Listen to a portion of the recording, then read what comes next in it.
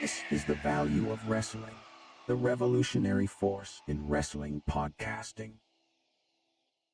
Hey, it's your boy Miguel Z with the Value of Wrestling New Japan Rebound Podcast. I have a guest for you, folks. Yeah, that's what. Hey, man, shout out the Value of Wrestling. I'm right here with the Big O's, San Jose. We done shut the shit down. Love and respect, though, right? Value of Wrestling. Hello.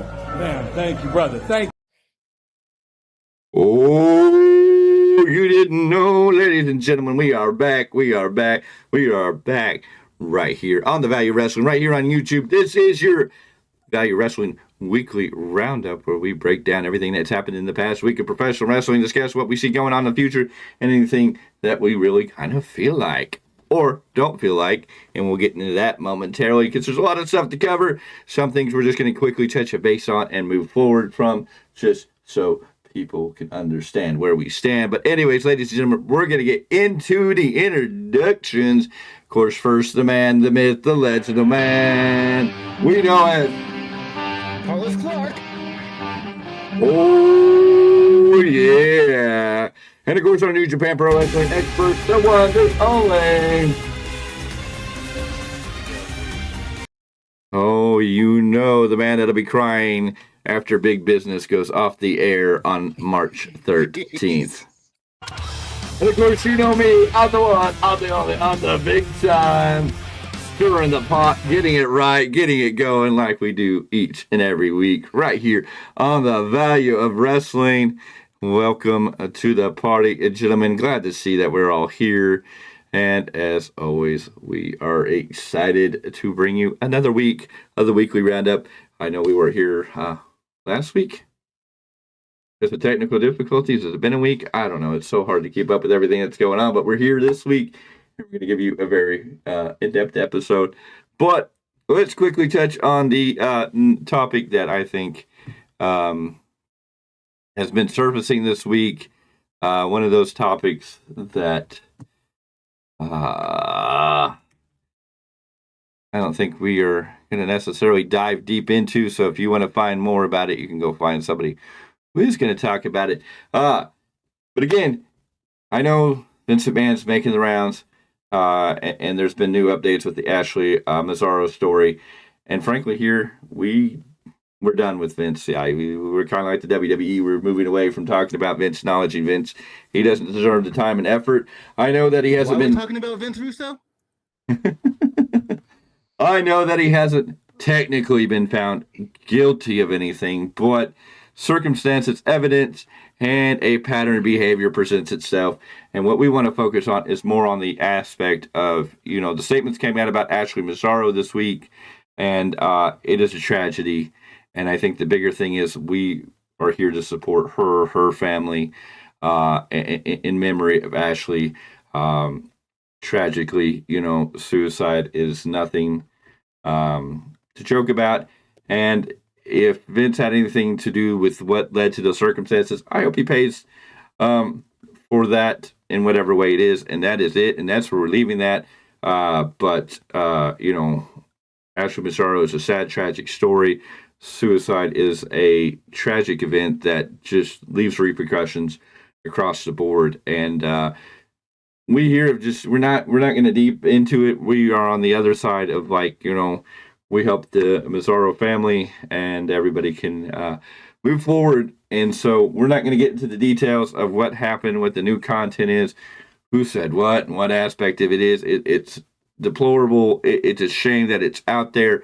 Vince is gone from WWE, and we look at it the same way. It's time to look at a new WWE moving forward, and let's celebrate and look at the positive things that are coming out of the brand new version, hopefully the next era in WWE as we move forward and away from the dramatic big crap that I just tired. I mean, I know a lot of people want to hang on to this, talk about it, and if you want to hear about that, I'm sure there's 1,000 other podcasts you can turn into who will tell you the details, but we have no desire to get into it. Gentlemen, is there any 2 cents you want to add to that statement before we really get into the heart of the show? The thing is, as far as wrestling media is concerned, this is old news. And it can help build the case for the current lawsuit because it shows repetition. It shows pattern, but there's no reason for us as fans to harp on it. If it helps a lawsuit, cool. Do what you need to do. But like you said, we want the families to be able to heal. That's the most important part. Exactly. So unless Vince dies or goes to prison, you're really not going to hear us get into any discussion about that or anything else dealing with Mr. McMahon, because we are just over it. But in other news, as we move along, there's so much news. I mean, there's good stuff and there's just insane stuff. I think the biggest one is the big shockers. I mean, we had a lot of shockers this week. I think if we go back to the beginning of the week, the biggest shocker we got was the biggest change in professional wrestling in one way, and that was the termination of Scott D'Amore from TNA.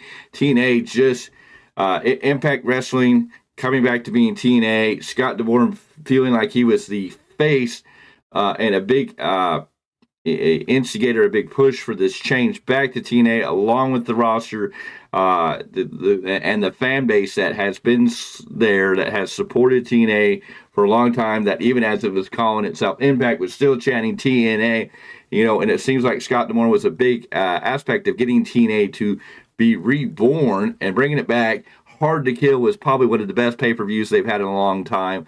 Scott D'Amore seemed fired up, and now Scott D'Amore is no longer a part of, he's not the president of TNA, which is one thing. You could understand why they might remove him as a president, put the Anthony Ciccio or whatever his name is. Sorry, I'm not the best at name pronunciations.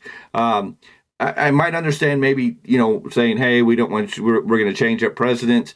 But to completely terminate Scott D'Amore without any definite cause, the only thing that I've come to really in sleuthing, investigating, and trying to find what the possibility is, basically they just weren't agreeing on what direction they wanted to take the company. Scott D'Amore was looking at trying to bring in bigger talent. We know Nick Nemeth is now there, but he was looking at possibly bringing in a Braun Strowman. There was contracted talks with CM Punk.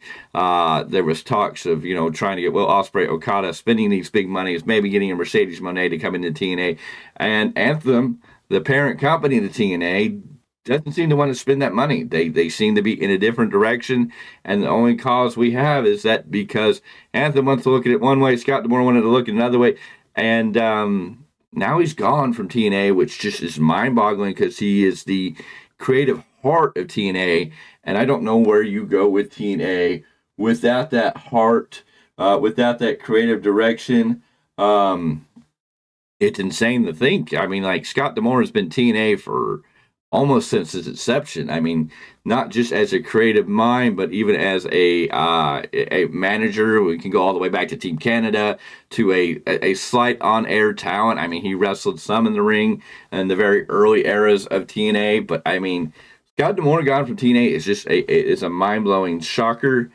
And doesn't really make sense, and the fact that they just let him go altogether is insane.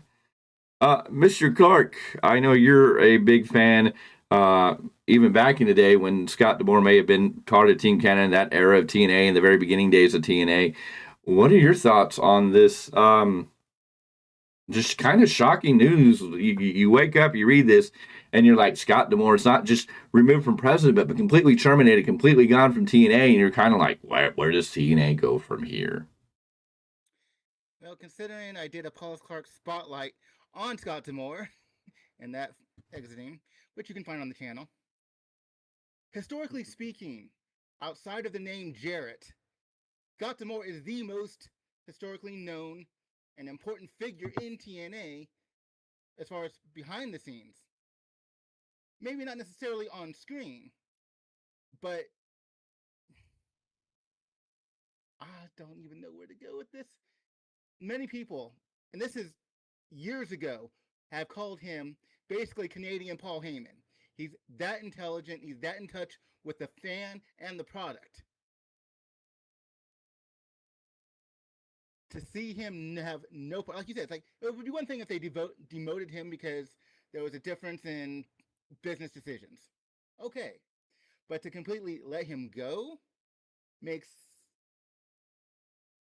for a company that's not even into professional wrestling, as far as their other avenues of business, that still have to have liaisons to understand what the professional wrestling business is about and how to maximize it. Why would you give away your greatest resource? That's why it's so mind-boggling. No, and it's just insane to think that Scott D'Amore has been a big part of TNA through all the years of its change, development, its growth. He was a big part of Impact, and he was just such a huge part of this. And we had this. I mean, we were just a month ago sitting here celebrating TNA and looking like they were on a rocket to relaunch and become a serious threat to AEW. They're not going to be in the ballpark of WWE for a long time. It's going to take some time before maybe they ever get into a platform where they might be contenders there, or was at least. I mean, but now without Scott D'Amore, you're kind of like, yeah, I don't know what to say. Mr. Z, you have an opinion on this subject matter? Well, I mean, I told you guys off air. It was one of the few times you ever see a united front among wrestling fans, no matter what fan you are of what promotion. Scott D'Amore, he's pretty much the reason why it's still done. We joke about the cockroach that never dies.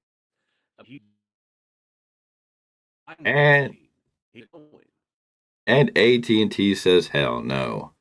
Unfortunately, it's gonna be one of them days.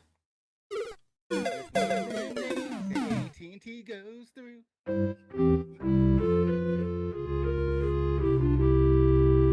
Anyway, Scott D'Amore be one of the biggest talking points of this week until WWE blew everything out of the water. I know some people attack it like, oh, you're just trying to get away from the other stuff. No, just what do you expect? I don't know how people complain about what WWE did at this press conference, trying to get people to look over here and away from this. I mean, as a business practice, I think that's what you want to do. If you have some bad stuff over here that you're trying to separate yourself from, you're going to get people to look at something positive, something big, something huge. And it's just sad that people want to linger on the negative aspect of all of this. But the WWE brought us the WrestleMania 40 kickoff, the press conference. They blew everything out of the water. They are the hottest thing in professional wrestling. They're in Vegas doing their big moments. The Super Bowl is going down today in Las Vegas at Allegiant Stadium. You have the Kansas City Swifties taking on the San Francisco 49ers, or the San Francisco Baileys, if you're a wrestling fan, since she's supporting her home town or her home area team there. There you go. But lots of stuff going on. Wrestling, football, all together down there. Even Tony Khan's down there doing rounds and interviews talking about how great AEW is right now. Being the hottest commodity in wrestling, being the best wrestling program available. They are at they're bringing you the greatest stuff in wrestling. I mean, Brian Cage beating up on the Las Vegas Golden Knights mascot last night after beating out the Outrunners, or the Beverly Brothers of the modern era. It's great wrestling, Good stuff. If you're a backyarder, maybe. I mean, and then Starters have more sense than that. Having the young bucks, I mean, not the young bucks, but the EVPs, Matthew and Nicholas Jackson, is now they are being labeled and referred to, coming out and talking about how they're going to take on all the tag teams so they can become the number one contenders to the tag team titles, which sounds like a burial ready to happen. So you're kind of like, No. Exactly. We shall have a funeral for the tag team division. Oh. And the rumors that Sting never wanted to win the tag team titles in the first place worries me, because what are they going to do? And are they going to? Months ago. Like, this is are they? New news. Yeah. Well, what are we going to do? Are we really going to have them drop the tag team titles or Evolution to the EVPs? I'm sorry, the Young Bucks. It seems like they have definitely not. They're no longer wanting to be called the Young Bucks. They want to be recognized as the EVPs. Matthew and Nicholas Jackson. It's even how they are being labeled on the card now. So that's going to be one that's going to be hard to step away from. But Maybe this will be Generation Me version 2.0. Who knows? Jeez. Yeah.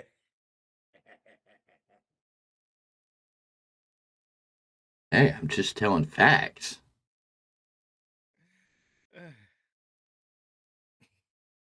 Gentlemen, what do you think of the That one. what do you think of the world of professional wrestling as we speak today, with everything that's going on? Is AEW the hottest thing going on in the world? WWE blowing it out of the park? You know what? What are your thoughts? We'll start with you, Mr. Z. Maybe we'll see what you can get out before AT&T says you are canceled. WWE for a press conference sold out the T-Mobile Arena. Stomping ground for AEW. I'd say they're in the perfect place. AEW work. I think Tony Khan's interfering with your internet service there, because everything you said about WWE came out fine, but as soon as you said AEW, you started going. Yeah. Tony Khan's watching you. Feels like somebody's watching me. Mr. Clarke. Find Marty. Mr. Clarke, your thoughts on the current status of AEW, WWE, and everything going forward? It's so strange that within this 5-year existence, there was a time I would have fought for AEW and said they were the best compared to late Vince McMahon booking. Now that Paul Triple H Levesque has the book, he's showing why WWE is the top brand. And no matter how delusional and how positive Tony Khan tries to be, at some point you have to sit down and go, yeah, this ain't working. Let's pivot and try something else that maybe will work. I would have more respect, more understanding if he was spitballing and just see what works, as opposed to being delusional about it. This is the best stuff ever. They have a good roster. They have the talent there, but the booking decisions behind all these stories, and sometimes lack of stories. And I'm the one who sits here and talks about, well, there's this, in-ring storytelling, which falls a little more on the talent. But I don't blame the talent, because the overarching stories are like just not there. So yeah, well, what do you want the talent to do? I don't get his. He brought back the ranking system, but when you look at the ranking system as it stands, it's very confusing, because you have rankings, but then you have all the titles combined into one ranking system. So for the men, you have the AEW World Championship, you have the TNT Championship, you have the International Championship, and then you have the new Triple Crown, The Continental, whatever crap it is nowadays. Yeah. I don't know. So they're all the four. Crown. All four have the same 5 number. The top 5 contenders for the title, which makes no sense, because I get that Tony kind of introduced these titles, and they don't have. They're not supposed to be looked at, I guess, as one title's better than the other. But I don't know how you have a wrestling company that, at least in the Americas, that makes sense. I don't know. I mean, Mr. Z can explain maybe how the title system works in New Japan, because I'm not very familiar with it. But I mean, it's like AEW does not make sense to me. How do you have? And yes, I'm American wrestling. I watched WWE. You had the WWE World Championship. You had the Intercontinental Championship. Other companies, you had maybe a TV title, a secondary title, and then the main title. These titles were supposed to help each person, like, when you had a TV title, or the WWE for a while had the European title. This was like your low-end mid-card title, which somebody would carry and help them push up to the next level. Then the Intercontinental title was a true workhorse title, which usually would be the workhorse wrestler, but it would also help them get ready. Can they carry the belt? Can they be the world champion? These titles should be catalysts to move that person that is champion to the next level. And then you look at AEW, and you're just kind of like, the AEW title right now is And it's great. It's around Joe. Joe definitely deserves it, but I don't know. Well, maybe it does feel like the most important title now because Christian Cage really hasn't been on TV. And then after they botched everything they did with Christian Cage losing the title to Adam Copeland at World's End, and then Luchasaurus giving up his title shot to Christian Cage, so Christian Cage could win back the title all back in the same night. So Adam Copeland held the title for like 5 seconds. And then we've really never followed through on any of that story, even with Luchasaurus. It's just kind of like a dead point. That title's kind of gone and died now, and that felt like the most important title in AEW. I guess the most important. Huh? Up through December. Yeah, it was the most important title up until December, and it died. Like, after they did that crap, and now they've not followed through on any more of that story. And Adam Copeland's out here having Cope opens with random people that you're just like, why do I really want to see just Adam Copeland go up against younger talent that's pretty much getting buried by him because he's just beating them, which doesn't make any sense. And then the Continental Crown title has not felt important. They did this big tournament. Everybody talked so greatly about this tournament. Here, let's go back to this. Everybody wanted to talk about how great this tournament is, how amazing this tournament is, how awesome this tournament was. This tournament had all these great... Had all these great storylines and all these great things, and they could do so much with it. What has happened since? The Continental Crown feels like a joke. Eddie Kingston barely gets airtime. He's fighting people that you're like, why are they even here? But the Continental Crown in AEW, the way it's set up, at least the way I see it, the Continental Crown is as equal as the international title, is as equal as the TNT title, as equal to the AEW World title. That all 4 of these titles are equal to one another. I don't know. Maybe I'm missing something. Mr. Z, you can tell me. Is there some sort of system in New Japan Pro Wrestling with the titles? Is it similar to AEW? Is it more similar to the WWE? How did the titles work in New Japan Pro Wrestling? Like, is there one that's more prestigious than the other, or are they just all equal titles? The IWG World Heavyweight Title, that is the belt. Your world belt is your never open weight belt. There you go. See. Go ahead. You came back in. It's still cutting out. Okay. Your tag titles are as they see fit. Yeah, they have a certain system that goes. I don't understand what AEW is doing with their own belts. Mr. Clarke, your thoughts on these titles and the ranking system? Like you, I was programmed with WWE, so to me there's always been a hierarchy.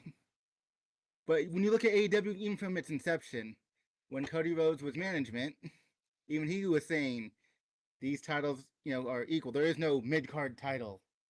That's the perception they've always tried to keep. It doesn't make sense to me, and it doesn't make sense to most of us.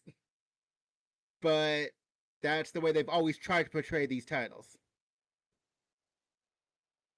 I'm a product of my programming. I see a hierarchy, or at least what should be. I'm really blue-pilled there as far as what should be.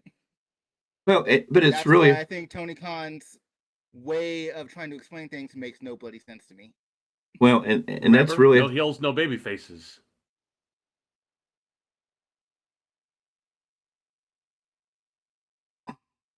Is that the way of New Japan too? Did they not have baby faces and heels? I mean, I don't know where this ideology came from that you can't have heels and baby faces.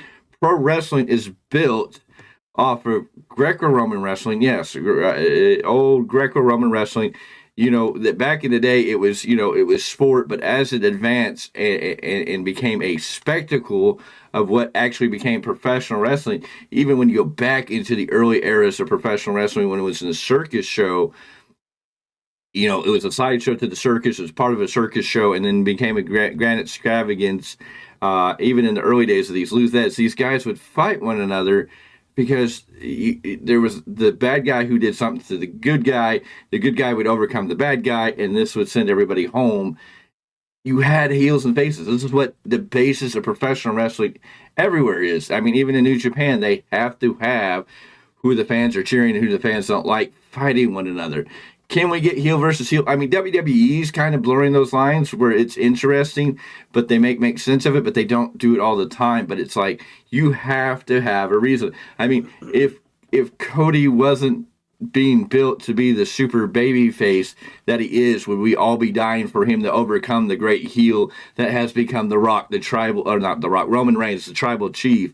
You know, if that storyline wasn't there, why would we be watching? I mean, why would we be like excited and so ready for professional wrestling? So, I mean, the aspect of saying, oh, we don't have heels and baby faces, it's kind of like, and I think that's what hurts AEW, because it's just kind of like you can't figure out where anybody's going, because at one point the Blackpool Combat Club are good guys, they're bad guys. Bryan Danielson's face, then he's healed and he's face.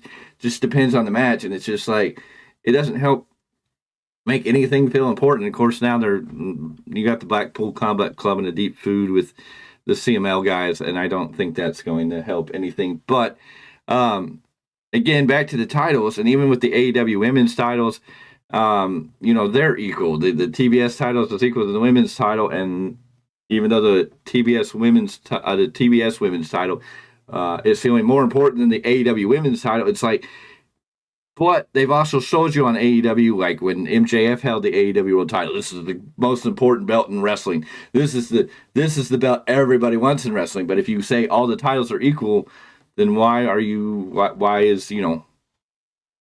would anybody want to fight for the AEW title? I mean, why is that the most prestigious belt if it's as equal to the other three belts that you've had there? And let alone, we don't know when Tony Khan won't add another belt to his world of things.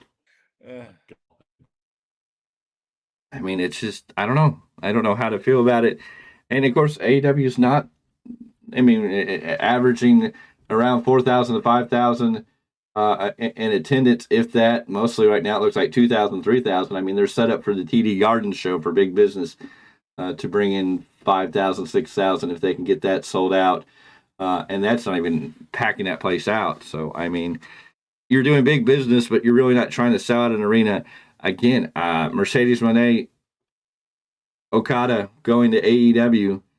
I know that makes you cringe there, Mr. Z, but it's just the fact of life that we're facing down the barrel of this gun. I think Mercedes Moné is going to show up. Again, Tony Khan made the big announcement, but it was lackluster. Then WWE stomped all over his announcement. Big business is going to, I think it's going to be a big fail. I don't think the AEW women's divisions is being, I know they're trying to add pieces, but I don't feel it's there. I know people praise Tony Storm and Deonna Purrazzo and their little storyline here, but I'm kind of like, I'm already over it. Like, I'm just like, meh. And you're going to bring Mercedes Moné into this, and I'm just like, I'm sorry. I think she'll wind up like Adam Copeland. He came in, fanfare, you know, it was a great surprise. He showed up. And then he died so fast. I mean, I don't think there's anybody who went just as fizzled out as quickly as Adam Copeland. And go ahead. Let's put it this way. It feels like James Ellsworth had more fanfare. Jeez. As far as over time than Adam Copeland. And Adam Copeland's the bigger name. Go figure. No, Adam Copeland showed up. He fizzled out pretty quickly. And then I think they pretty much killed him when they did the screw job with the T title. I mean, he hasn't really come back, and then we're not even doing anything barely with Christian. I don't know. Tony Khan he starts a story and then he just kind of fizzles out on it and then loses it, and then a month later he's like, oh yeah, I got to go back and tell this story. Or like in Keith Lee and Swerve's case, a year later. Who's Keith Lee? Is he still in AEW? Are we sure? Let's check Rampage. Isn't he been regulated to fight Shane Taylor in Ring of Honor? I know he has before. I'm not sure if that's coming up again or not. No, Shane Taylor's taking on Daniel Garcia on Collision. That's where Shane Taylor's at now. Yeah, I don't know. It's a tragic event. Let's give the floor to Mr. Z. Let's see if he can bring us some bright spots. Hopefully, AT&T let him talk about New Japan Pro Wrestling, what's going on in the world of New Japan Pro Wrestling. If they'll let me talk, Tuesday I'll be talking about last night's New Beginning in Osaka, Will Ospreay and Kazuchika's final match in Japan. Okada had a one-on-one match And his opponent was the president himself, Hiroshi Tanahashi. And then in a 10-man steel cage match, you had dogs. Alrighty. That match went almost the whole hour. Well, I'm sure that Mr. Z will be able to give you a full breakdown on his New Japan Rebound podcast on Tuesdays. That'll be posted. He'll be able to go over New Beginnings, as I think it is called, for New Japan, give you all the details of everything that happened there.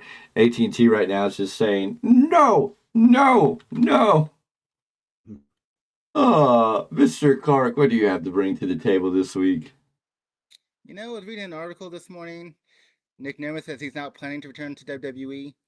I kind of want to read a few quotes real quick and then give you my take. Nick Nemeth says that he doesn't see himself seeking a return to WWE. The former Dolph Ziggler explained his reasoning for not wanting to go back to the company during an interview on the Wrestling Podcast Perspective podcast, noting that he wanted to leave the company because he didn't have anything left to do there. And he says in quotes, "I don't think so," Nemeth said. "I'm calculating. I am planning out the next couple of years, but the next few years really don't involve New York, WWE, in any way, shape, or form. So it's not I'm trying to do this so they want me back. I asked to leave because I feel like I'm in the position I'm in. There's nothing more to accomplish, so even if the world becomes set on fire by how awesome I'm doing, it's not to be like, see guys, well it is, see you guys, but it's not to say, see, I'm coming back." Nemeth added, "This is a totally different chapter of my life. I'm looking to do this for the next 15, 20 years if I can make it work.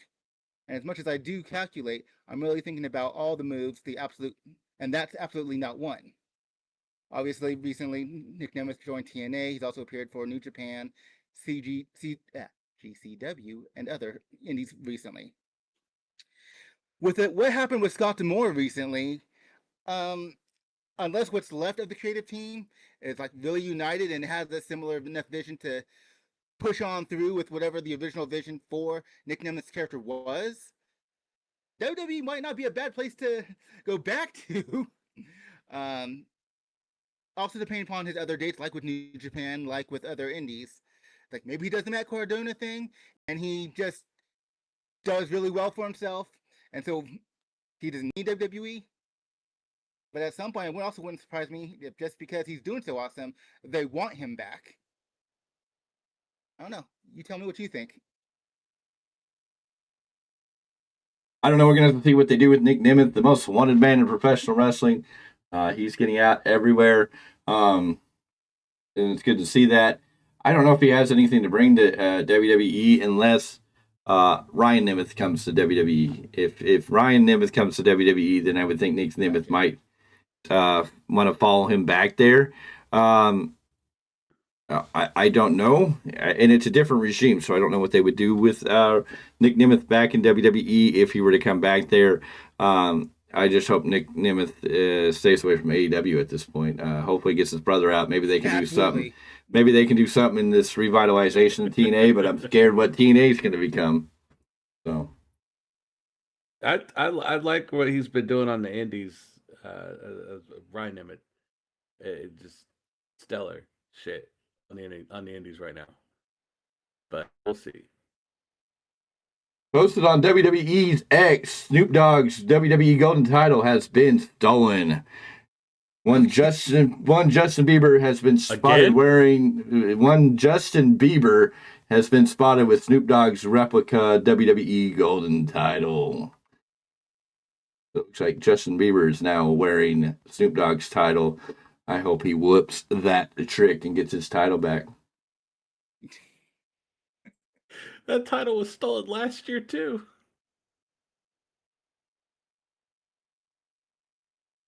Seth Rollins is telling The Rock to go back to Hollywood. And I quote, Seth Rollins says, "I grew up watching The Rock. I think he's fantastic, but WWE's on a hot streak right now, and we have been doing it for the past few years without Dwayne Johnson. So I love that he's here and bringing his Hollywood flair. That's really nice. So if he wants to ride on the coattails, he can ride on the coattails. He can show up and do his thing. I just want him to know that this is my place now. I'm the World Heavyweight Champion. It's my time, my WrestleMania, my show. So please Come do your thing, raise your eyebrows, say your little words, and run back and do your things. Make your movies, make your money. Just know whose house it is. And we're not talking about Swerve's house. No, this is Seth freaking Rollins' house. And yes, Rock can go back to Hollywood and ruin some other movie that he's going to be in. Hopefully, just not another franchise. You know, Fast and Furious, DC, the XFL. Now, let's just hope he doesn't ruin the WWE.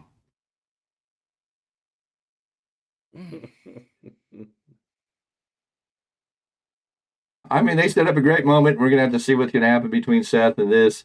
I know a lot of people reporting. I guess we're going to have to wait till SmackDown this week to really find out the details. And I'm praying. I don't know why people are in support of this. I don't know why people think we need this at WrestleMania Night 1. Cody versus The Rock. I'm not a fan of it necessarily right now. I don't. Yeah, it's definitely a match that should happen, but yeah, it's too soon. Yes.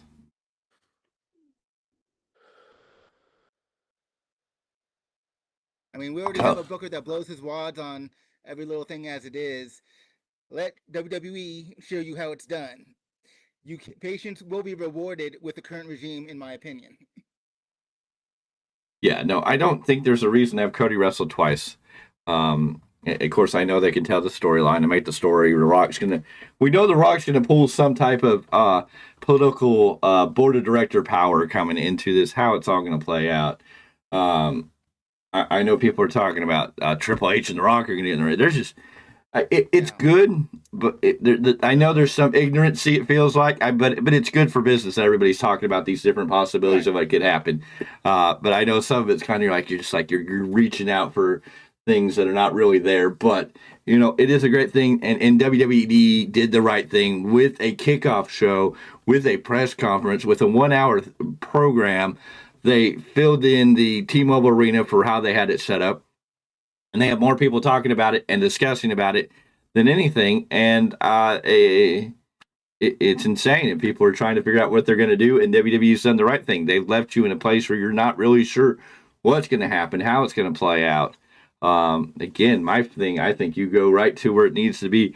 I think you have Cody and Roman in a match at WrestleMania. I think you need to set it up to be a Hell in a Cell. With Rock as a special guest referee, how you make it all come to an end with Cody Rhodes winning that title. I could give you a few suggestions, but I don't know. But I know this match needs to be big, and that needs to be the focal point. We don't need Cody in another match. Does he need any more adversity? Now he's got to overcome The Rock. I get he's going to want The Rock at some point, but I don't think we need to have him try to overcome this authority of The Rock and Cody. Here, I think you put Rock into the referee position. I think that's where The Rock needs to go in that direction. He can exert his authority to be the special guest referee, and maybe that's the story you tell. The Rock's like, I'm on the board of directors. I'm going to make myself the special guest referee for this match. Then Triple H can use his authority to make this match a Hell in a Cell, or however you want to do this. I think that's the direction you need to go. I don't really want to see The Rock going, okay, you want Roman, you got to beat me first. Is it going to be a good match? Yes, but I think people are just kind of going to be like, okay, great. But I know a lot of people are excited for it, so it's going to be interesting to see how that plays out. Let me put it this way. We need Cody versus The Rock tomorrow as much as we need another match from the Real American, brother. Don't invoke the name of Hulk Hogan. I didn't know the name. I said Real American. Oh, you mean Marty Richards? Yeah, there you go. There we go. Ladies and gentlemen, it is being looked at as closer and closer we get that the big announcement for WrestleMania 41 may take place. WrestleMania 41 could be taking place in Las Vegas, Nevada, which I'm not going to be shocked with everything going on. The Super Bowl's in that Allegiant Stadium. That Allegiant Stadium is awesome. We can have WrestleMania 41 in Las Vegas. Who's rolling? Well, if we can get to the point where we're breaking numbers and breaking records right here on the Value of Wrestling, there might be an opportunity because it's not going to be a cheap thing to roll into Las Vegas, to roll into WrestleMania 41. So It's going to be interesting. I mean, I definitely go, but I'm one of those people. I got to go full gusto. I got to get good seats. I got to have the right things, so I know it's going to be a bit of money. So Easily drop $2,000. Easily. For WrestleMania on 2 nights, to go for both nights, probably the Hall of Fame ceremony, to join the Access hotel rooms, you're probably a little higher than that these days. You're talking about 5 at least minimum. I think it's going to be a good chunk of change. It's a night in Disneyland. How about that? Yeah, I mean, if you're going to go to WrestleMania, you got to go big. You go gusto. You got to be in there, and it's got to be. It's a night to spend money. So I mean, maybe we'll get to that breaking point where this is starting to actually be profitable, and we can do it as a business expense, and the Value of Wrestling can do a live broadcast from Las Vegas next year at WrestleMania 41. That'd be an awesome goal. And you can all help us do that by simply subscribing and joining the Value Wrestling family, become part of the Value Wrestling family. Join us as we progress and move forward to become the revolutionary force in wrestling podcasting. We are here to be contenders, not pretenders, and we need your support. Make sure you ring that bell for notifications. Make sure you give this video a big old thumbs up so it gets out in the algorithm. We appreciate everybody who has subscribed, who has joined the Value Wrestling family. We know we have our supporters, and we need each and every support. So help us out. Gentlemen, is there anything we'd like to add to the card, to the show, to the program? Is there any closing statements, arguments, debates, anything else you want to say before we wrap it up and call it a good day? Yeah.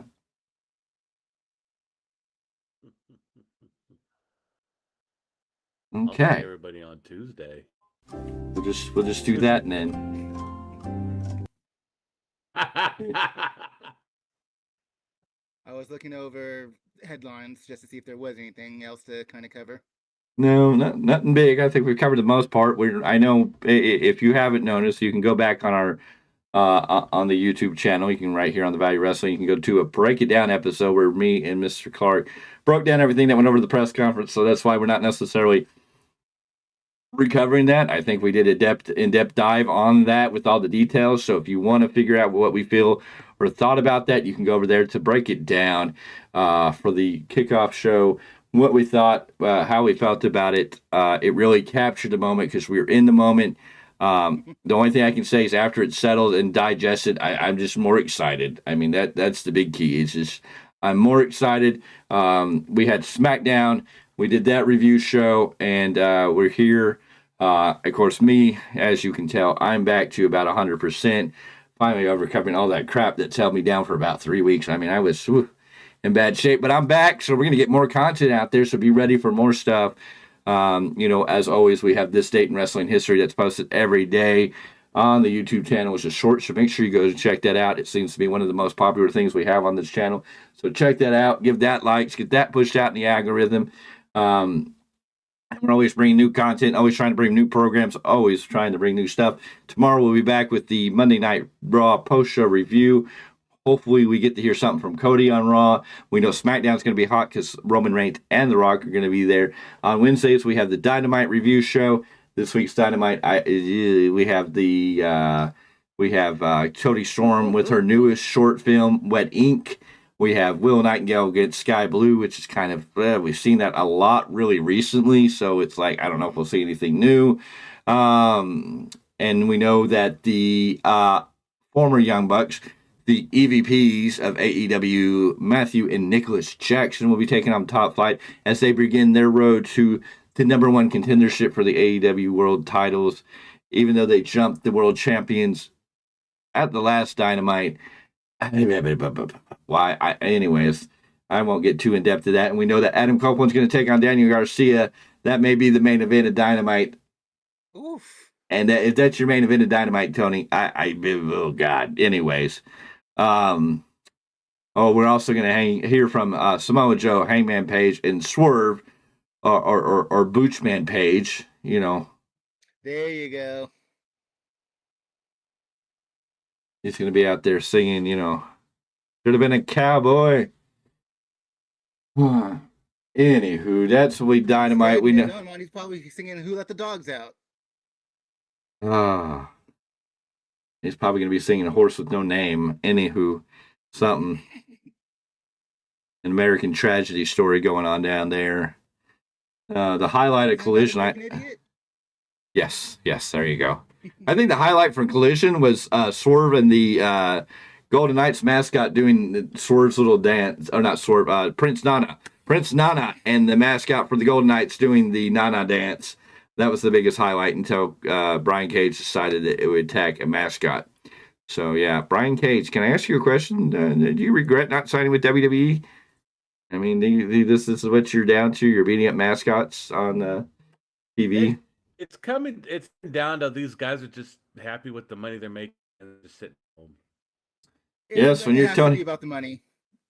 I mean, a lot of people are like AEW would be dead otherwise. If they didn't have the money, AEW would be dead. And a lot of speculation, AEW may not. We haven't heard anything about AEW renewing its TV rights deals. Now that we know Raw is going to Netflix in 2025, we still haven't really heard that Warner Brothers Discovery is renewing its contract with AEW. The biggest news coming out of Warner Brothers Discovery is Warner Brothers Discovery, Paramount, and Disney, ESPN, are working together to bring the streaming sports platform. So Warner Brothers Discovery is going to work with Paramount and ESPN, which is owned by Disney, to create a brand new sports streaming platform. So that's very interesting. That's three of the biggest media companies out there coming together to create one sporting platform. And ladies and gentlemen, we have a dog on the program. Welcome to the show, dog. Anywho, that's the biggest news. So, I mean, if AEW doesn't even have TV time, if they're just streaming on YouTube, it could get really interesting. Anyways, ladies and gentlemen, on the other go hand, ahead. That might actually create more excitement. Might mean more eyeballs on the product because you get to watch it for free. You can watch it for free on a streaming service or on TV. I mean, somewhat. AEW. Maybe if they put it on Tubi. Did you start their base on YouTube at one point?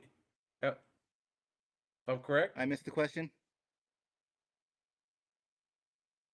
Did NWA start on YouTube? They with started on NWA YouTube. Power? They're Wasn't that still on YouTube for a as while? well as the CW app. Well, there you go. Anyways, ladies and gentlemen, this has been your Value Wrestling. This has been your weekly roundup right here on YouTube. We thank you for joining us. If you're watching this later, we thank you for taking time out of your busy day to watch this. Make sure you hit that like button, subscribe, join the Value Wrestling family, become part of it. We're going to get more conversation as we go into the next week. And, of course, when we come back next week, we'll have a lot of plans. As I've told you, me and Mr. Z, Miguel Z, will be at Stockton Con on February 24th. We're going to be there all day. We got some stickers that we're going to pass out. So if you're in the Central California area, the Bay Area, if you're coming over to the Stockton Con on February 24th, we will be there representing. So come out, see us, say hello, as we are going to be there. We're not going to have a booth or anything. We're not going to be in it. We're just coming to do like everybody else and check it out. Maybe by next year, maybe that'll be something we will be a part of. Maybe we will get to be in one of these cons. Who knows? The future is bright, and we are excited about it. We thank you for getting on the bandwagon, riding this train with us as we move forward. Ladies and gentlemen, as always, that is Mr. Paulus Clarke. That is our New Japan Pro Wrestling expert, Miguel Z. I'm the Big Tyme. This is the Value Wrestling. This has been your weekly roundup. We appreciate you for being here and taking time out of your busy day. We can't wait to see you on the next one. But for now, it's time to get out of here and say goodbye.